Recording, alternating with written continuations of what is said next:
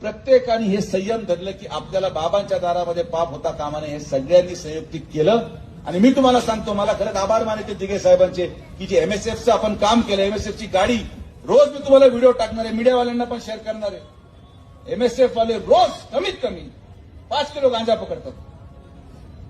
5 kilo गांजा कुठून येत आहे? आणि मला यांचे मतदान पण नको.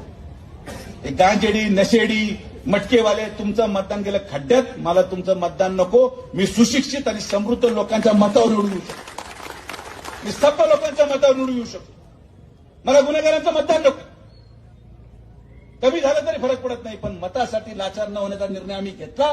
ज्या दिवशी तिथं शेजवळ्यांचा मर्डर झाला, कवडेंचा मर्डर झाला, घोडेंचा मर्डर झाला, त्या दिवशी हा निर्णय घेतला की आता मतासाठी लाचारी नाही. येतो